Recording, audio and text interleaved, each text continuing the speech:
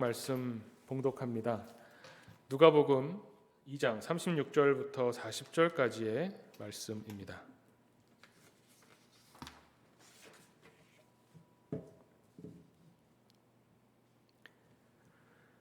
봉독합니다. 또 아셀 지파 바누엘의 딸 안나라 하는 선지자가 있어 나이가 매우 많았더라. 그가 결혼한 후 7해 동안 남편과 함께 살다가 과부가 되고 84세가 되었더라. 이 사람이 성전을 떠나지 아니하고 주야로 금식하며 기도함으로 섬기더니 마침 이때에 나와서 하나님께 감사하고 예루살렘의 속량을 바라는 모든 사람에게 그에 대하여 말하니라. 주의 율법을 따라 모든 일을 마치고 갈릴리로 돌아가 본 동네 나사렛에 이르니라. 아기가 자라며 강하여지고 지혜가 충만하며 하나님의 은혜가 그의 위에 있더라. 아멘. 오늘 본문 말씀은 사실 우리에게 주어진 말씀은 22절부터입니다. 본문이 너무 길어서 제가 후반부를 봉독했습니다. 오늘 그 본문 말씀에 의하면 누가복음 2장 22절부터 나오는 이야기는 바로 그 앞에는 예수님의 탄생 이야기가 나오고 이 탄생하신 예수님이 어느 정도 약 한 달 정도 지난 이후에 부모님과 함께 성전에 아기 예수로 들어왔을 때에 두 사람에 관한 이야기가 나옵니다. 시몬이라고 하는 사람과 안나라고 하는 사람과 예수님의 만남에 대한 이야기입니다. 그래서 앞부분에 시몬에 관한 이야기가 나오고 뒷부분에 안나 선지자에 관한 이야기가 나오는데, 그래서 이것을 사실은 이어서 읽으시기를 바랍니다. 뒷부분에 나오는 그 내용을 보면 그래서 안나와 시몬이 특히 예루살렘의 속량을 바라는 사람들에게 안나가 이 소식을 전했다는 겁니다. 내가 메시아를 만났다. 앞에 나오는 시몬에 관한 이야기에서는 이스라엘의 위로를 기다리는 시몬이라고 나오죠. 그 시몬이 아기 예수님을 만나는 것으로 하나님이 주시는 평안함을 얻게 되었다. 또 이 여선지자 안나는 예루살렘의 속량을 바라는 사람들에게 이 소식을 전하며 하나님께 감사했다. 이렇게 이야기가 되어 있습니다.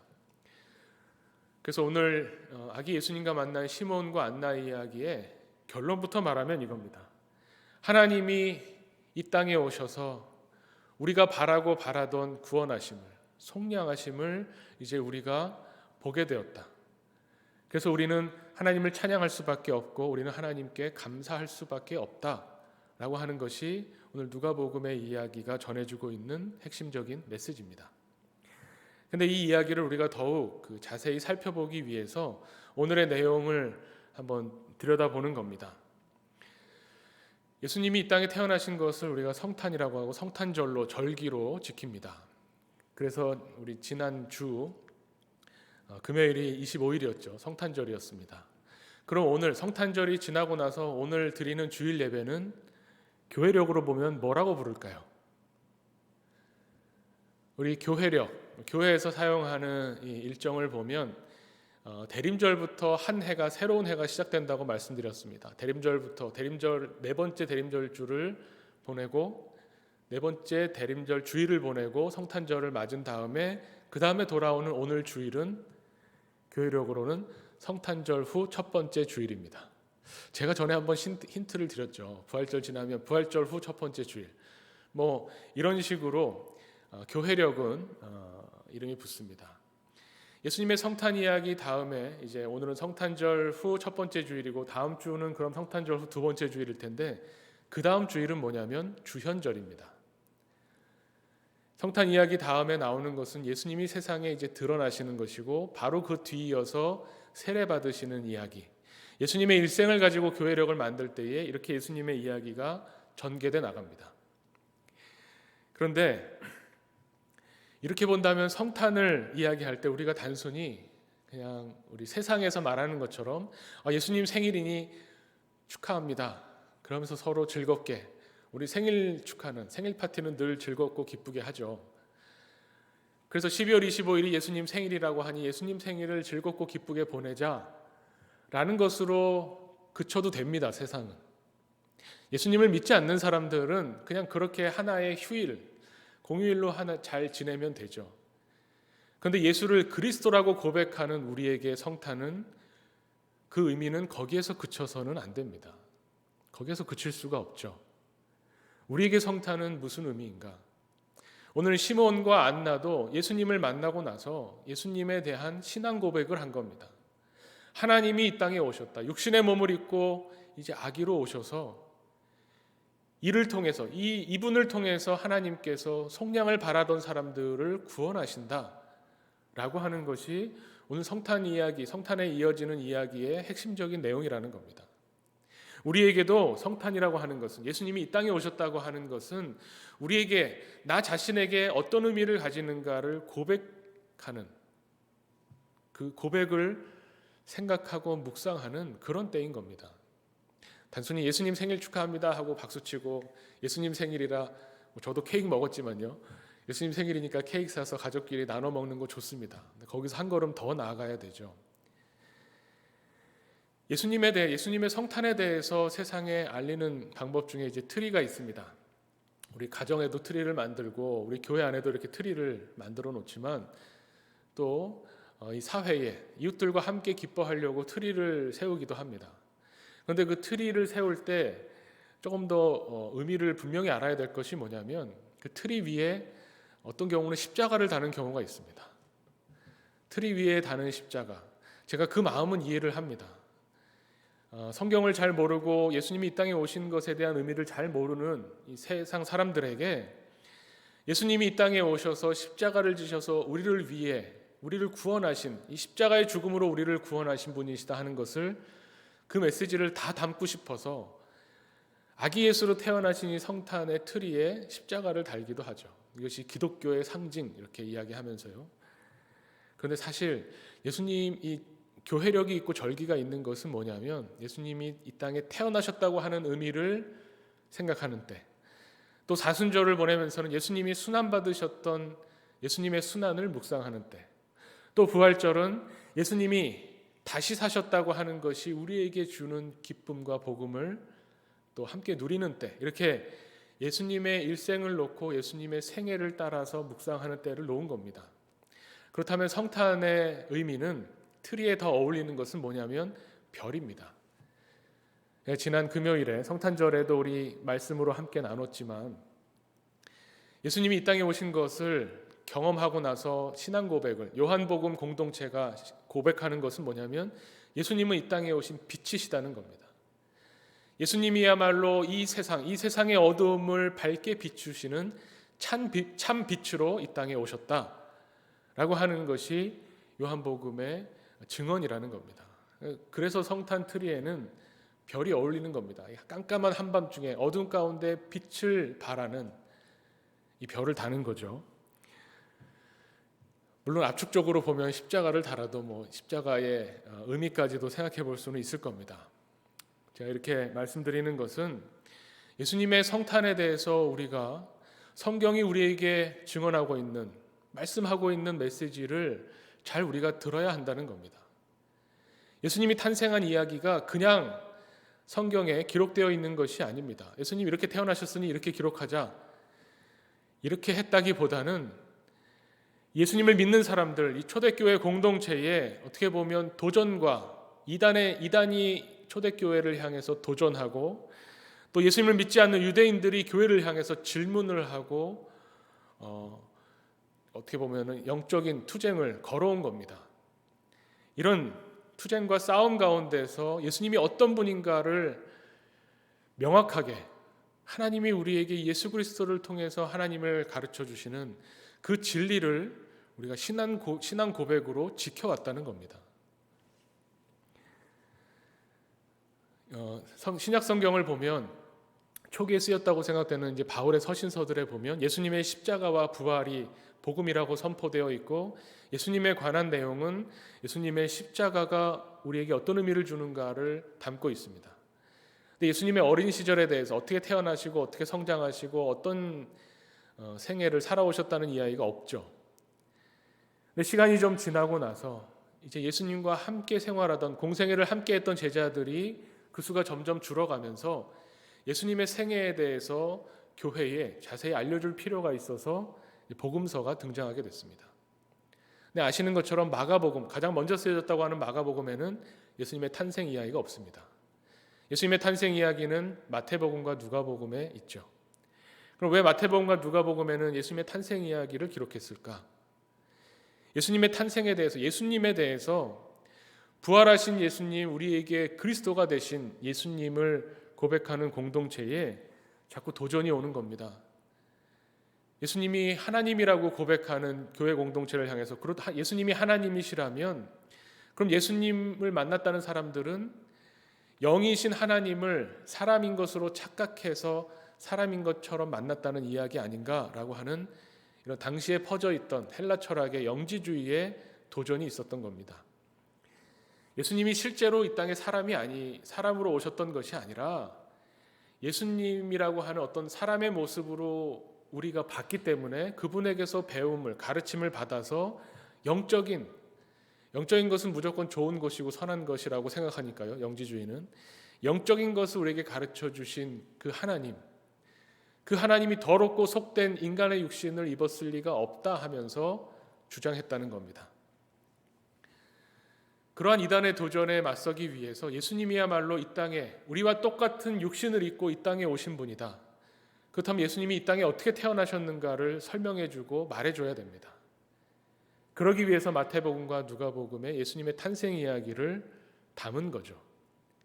그런데 마태복음과 누가복음은 그 대상이 다릅니다. 이 이야기를 들려줘야 되는 사람들이 다르기 때문에 그 기록의 표현이 좀 달라지게 됩니다.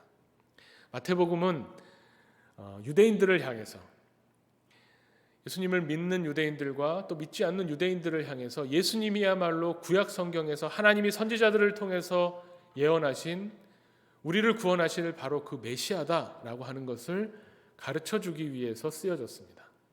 대상이 유대인들이다 보니까 유대인들의 율법에 대해서 잘 알고 있는 사람들이고 유대인들이 생각하는 메시아는 어떤 분이다라고 하는 그 유대인의 사고방식 안에서 예수님이 진정으로 메시아라고 하는 것을 설명하고 있는 겁니다.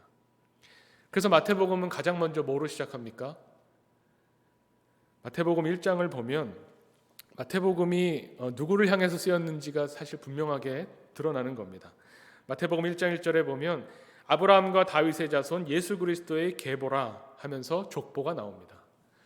유대인들이 우리 한국 사람들하고 참 비슷합니다.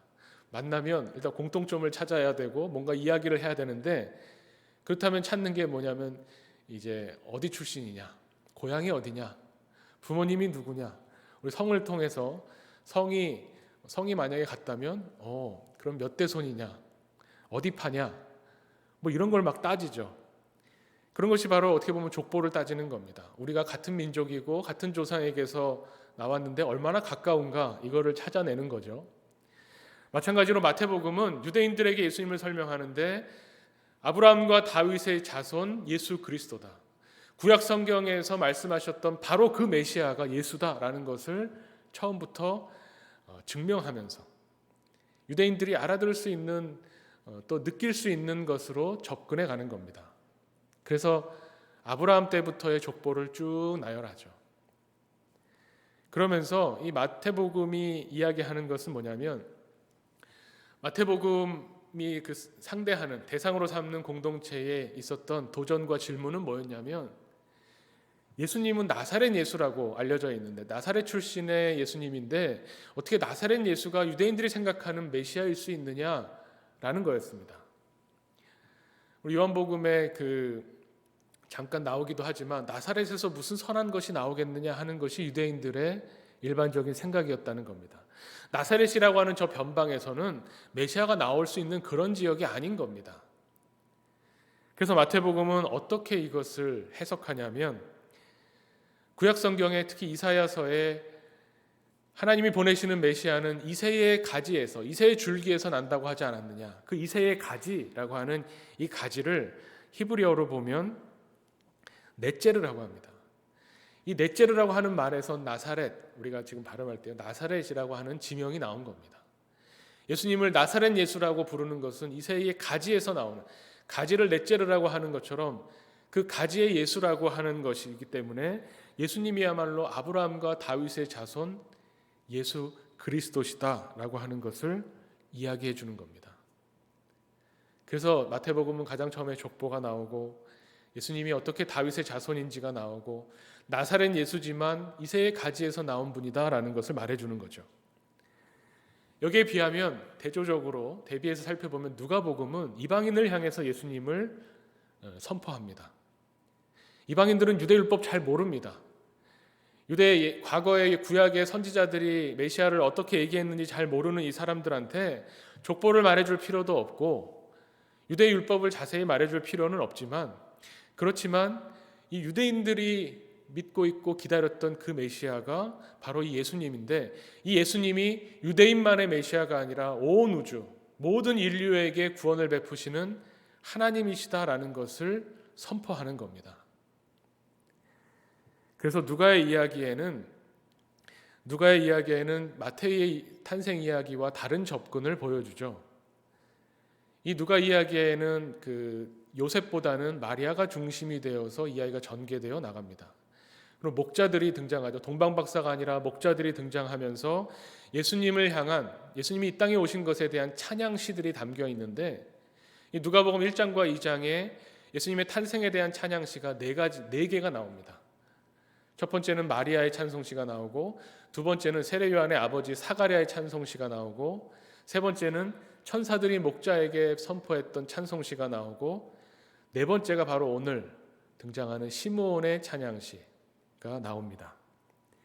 이렇게 나오는 것이 의미가 있습니다.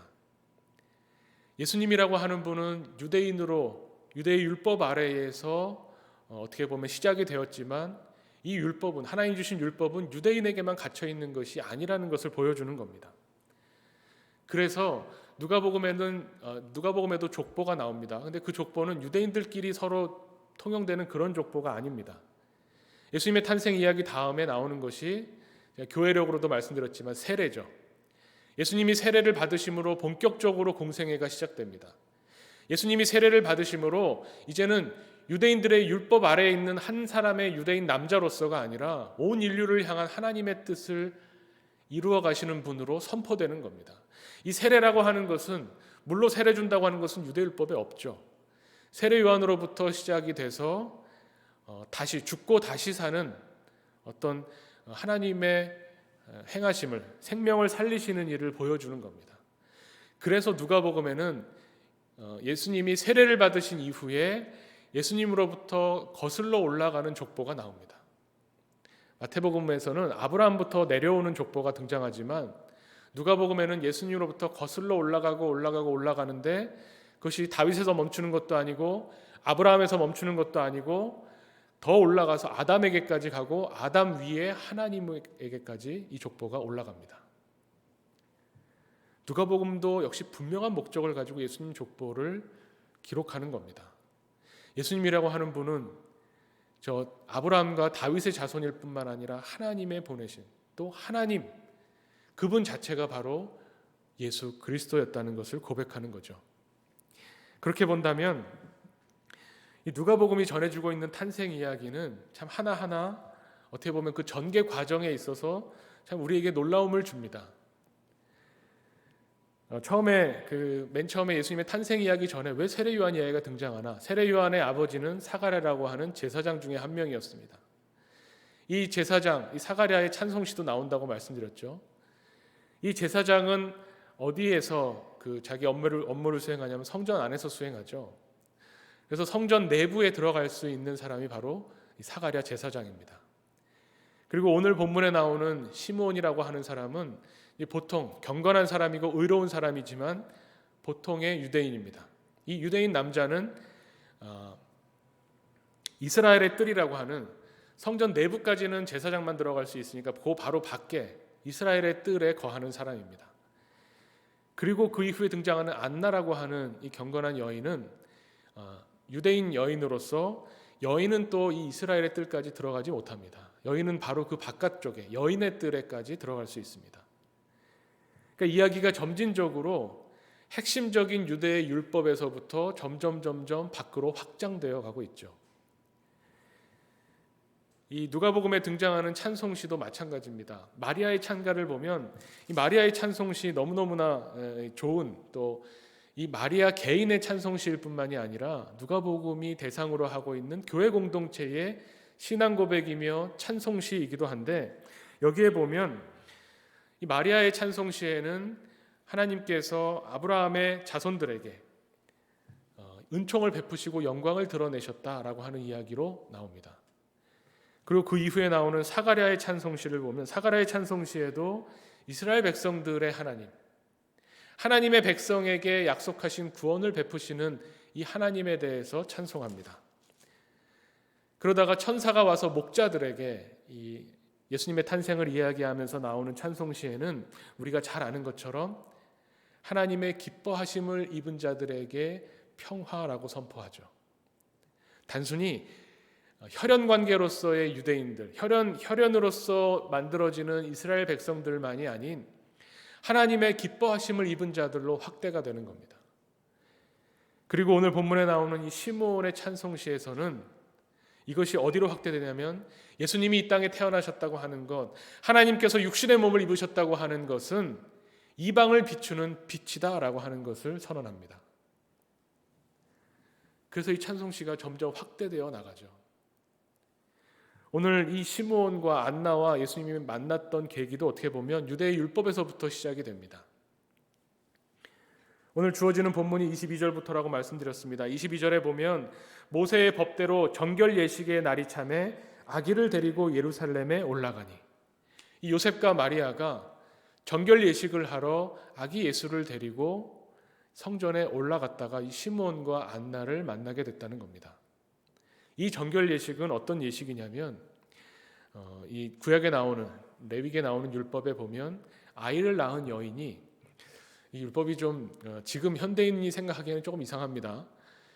여인이 아이를 낳으면 그 출산 때문에 하나님 앞에서 이제 정결하지 못합니다. 피를 흘렸기 때문에. 그래서 이 여인이 다시 정결해져서 성전에 들어가고 성전에서 예배를 드릴 수 있는 정결한 몸이 되기 위해서는 기한이 찬 이후에 하나님께 번제와 속죄제를 드리면 됩니다. 근데 이 기한이라는 것이 남자아이를 낳으면 33일이 지나야 되고 여자아이를 낳으면 66일이 지나야 됩니다. 여기에서 좀 아무튼 구약의 율법은 그렇습니다. 왜 그러냐 이런 걸 따지기 전에 율법이 이렇게 정해져 있죠. 예수님을 낳은 마리아는 아들을 낳았기 때문에 아마 33일이 지난 후에 이 아이를 데리고 정결 예식을 하러 이제 성전에 올라간 겁니다. 성전에서 어느 정도 재산이 있는 사람들은 양을 잡아서 번제를 드리고 비둘기를 잡아서 속죄제를 드려야 되는데, 형편이 안 되는 사람들은 그냥 비둘기로 이 정결 예식을 진행했습니다. 그래서 요셉과 마리아가 오늘 누가복음에 보면 경제적으로 부유하지 못했다는 것을 보여주죠.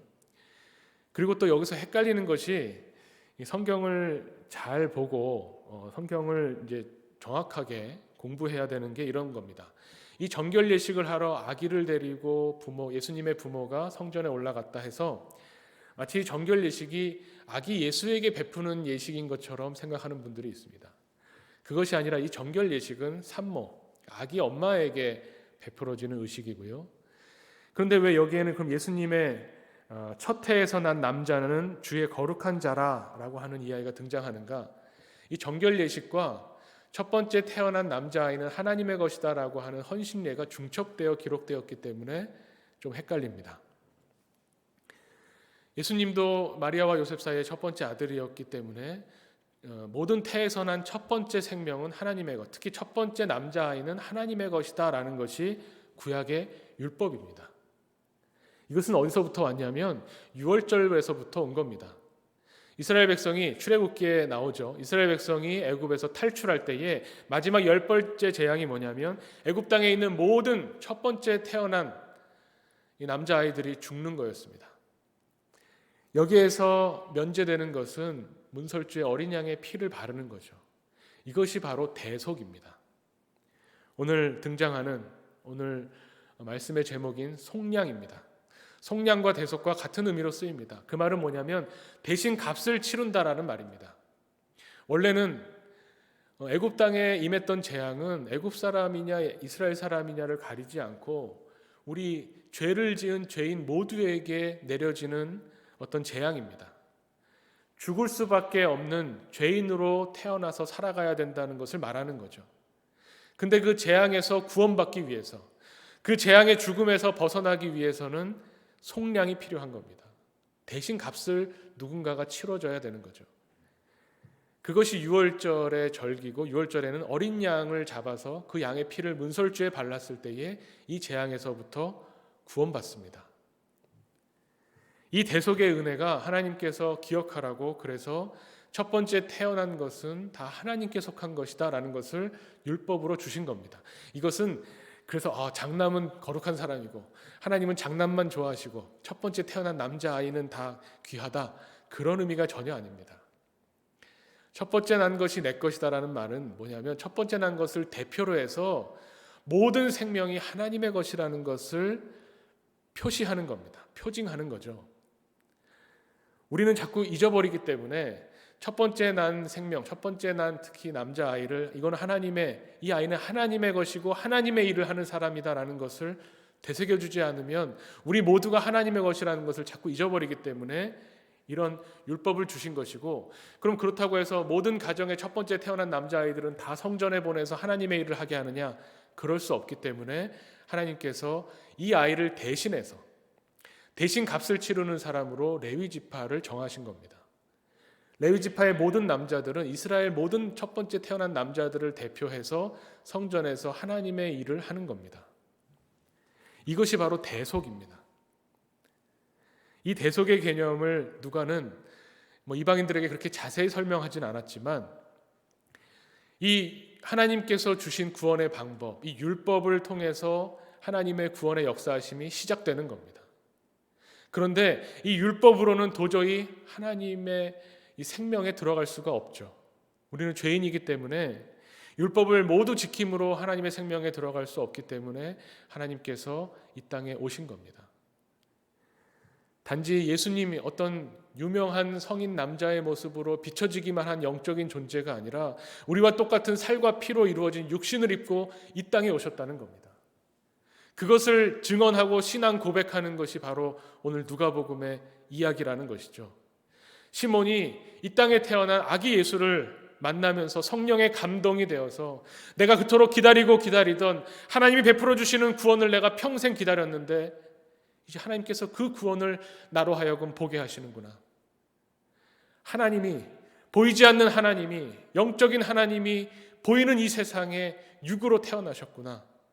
이것을 누가복음이 선포하고 증언하는 겁니다. 그래서 이 시몬의 찬양에는 가장 핵심적인 것이 이것이죠.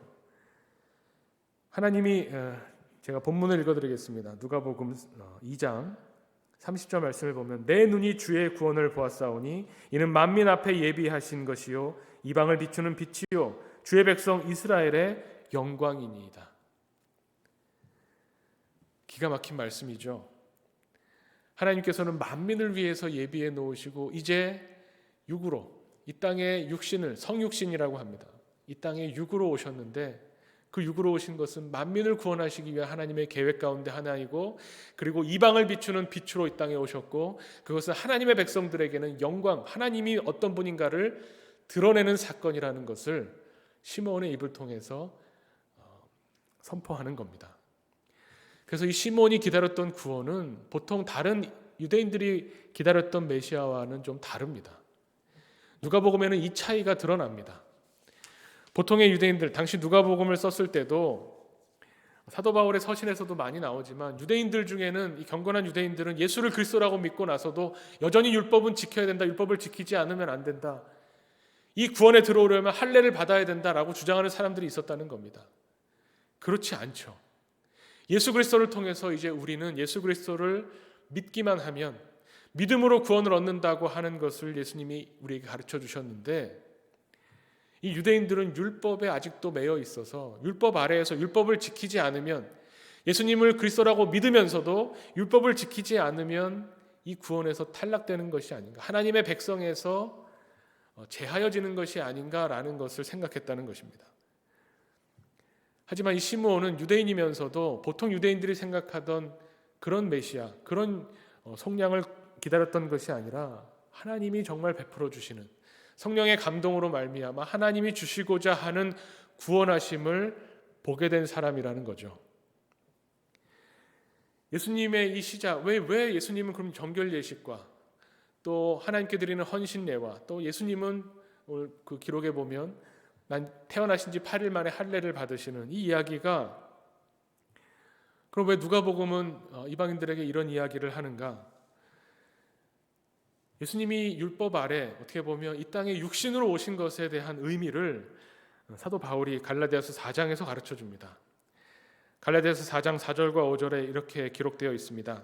때가 차매 하나님이 그 아들을 보내사 여자에게서 나게 하시고 율법 아래에 나게 하신 것은 율법 아래에 있는 자들을 속량하시고 우리로 아들의 명분을 얻게 하려 하심이라. 이 율법 아래에 있다는 사람들은 유대인만을 말하는 것이 아닙니다. 하나님께 모든 사람이 하나님 앞에서 죄를 범하여서 죄인으로 죽을 수밖에 없는 존재로 이 땅에 태어나서 살아가는데 그 모든 사람들은 율법의 지배 아래 놓여 있습니다. 율법을 지키지 않으면 반드시 죽는 겁니다. 그런데 율법을 지켜서 살아날 사람이 아무도 없죠. 그래서 하나님께서 우리에게로 오셨다는 겁니다. 하나님께서 육의 몸을 입으시고 이 세상에 오신 겁니다. 사람이 되신 겁니다. 사람이 되는 것을 통해서 우리를 속량하시는 겁니다. 우리 대신 값을 치르시고 우리를 살려주시는, 그래서 이제 우리는 하나님의 자녀가 되었다. 이제 우리는 그리스도인으로 거듭나게 되었다는 것을 우리에게 보여주시기 위해서 예수님이 이 땅에 오셨다는 겁니다.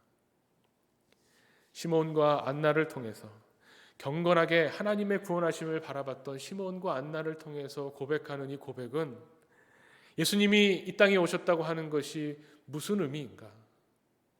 나에게 어떤 것을 전해주는가를 보여주는 대표적인 예로 볼 수 있을 겁니다. 시몬과 안나는 보통 유대인들이 기다리던, 아이고 빨리 이 로마 식민지에서 벗어나고 하나님께서 메시아를 보내주셔서 이 유대인들만의 왕국을 세우고 우리가 마음껏 하나님을 찬양할 수 있게 해주시고 저 악의 세력인 로마는 완전히 망하게 해주셨으면 좋겠다라고 하는 그런 메시아를 기다렸던 것이 아니라 내가 원하는 구원, 내가 바라는 속량, 내가 원하는 어떤 것을 들어주시는 하나님의 구원을 바라본 것이 아니라 하나님이 하시겠다고 약속하신, 하나님이 이루어 가시는 하나님의 뜻으로 드러나는 구원을 바라보고 기다렸던 사람이라는 것이죠. 그래서 자신들의 처지에서 정결예식을 위해 오시는 예수님을 만나고 그 예수님을 만나면서 율법 안에 갇혀있지 않은 하나님, 율법이 점점 확장되어서 당시에는 생각하지 못했던 유대인만이 아닌 유대인 여성들에게, 약자들에게, 또 이방인들에게, 온 세상의 모든 사람들에게 베풀어 주시는 하나님의 속량하심, 하나님의 구원하심을 바라보게 되는 이 사람들 시몬과 안나에게 예수님의 고백을, 예수님의 위로를 하나님께서 이루어 주셨다라고 하는 것이 오늘의 말씀이라는 겁니다. 우리에게는 성탄이 어떤 의미입니까? 우리가 하나님으로부터 바라고 기대하는 구원은 어떤 것이겠습니까? 어떤 내 목적을 이루기 위해서, 내가 원하는 것을 이루기 위해서 하나님의 구원을 바라보신다면 오늘 시몬과 안나의 이런 고백은 우리에게 맞지 않을지 모릅니다. 그러나 정말 하나님께서 약속하시고 하나님께서 우리에게 베풀어 주시겠다고 말씀하신 이 생명, 하나님의 사람으로 하나님과 더불어 하나님과 교제하며 하나님과 함께 살아가도록 하시는 하나님의 이 생명 살리는 일을 바라보고 그것을 기대한 사람들에게는 오늘 시몬과 안나에게 임하셨던 것처럼 하나님의 위로가 임하고 하나님께 드리는 감사와 찬송이 우리의 입술로 고백되어질 것이라고 믿습니다. 우리는 이런 존재들입니다. 예수님이 이 땅에 오셨다고 하는 것은 우리에게 위로가 되고 우리에게 감사가 되고 또 우리의 찬양이 됩니다. 우리가 주님의 나심을 찬양할 때에 하나님이 베풀어 주시는 구원을 바라보고 그 속량을 기다릴 때에 하나님께서 우리에게 오셔서 우리 한 사람 한 사람의 심령 가운데 하나님의 영을 부어주셔서 우리로 하여금 위로받게 하시고 우리로 하여금 하나님을 찬양하게 하실 줄을 믿습니다. 함께 기도하겠습니다. 하나님 아버지, 오늘 하나님의 구원하심을 바라보며 기다렸던 시몬과 안나에게 임하셔서 세상에 그리스도를 만나게 하시고 그 구원을 바라보게 하시며 위로받고 평안을 누리며 하나님께 감사하고 찬양했던 귀한 사람들의 이야기를 우리가 듣습니다. 하나님, 이들의 이야기가 오늘 우리에게 이루어지기를 간절히 원합니다. 주님이 이 땅에 태어나시고 우리의 메시아가 되시고 그리스도가 되어주셔서 우리의 이 삶의 자리에서 하나님의 나라, 하나님의 통치하심으로 구원해 주시고 속량해 주시는, 대속해 주시는 그 주님의 은혜를 찬양하는 사람들로 우리를 서게 하여 주시옵소서. 우리가 바라고 원하는 것이 우리의 욕심이 아니고 우리의 개인적인 바람이 아니라 하나님께서 모든 사람들에게 베풀어 주시는 그 평화와 그 생명을 바라보는 하나님의 사람들 되게 하여 주시옵소서. 예수 그리스도의 이름으로 기도하옵나이다. 아멘.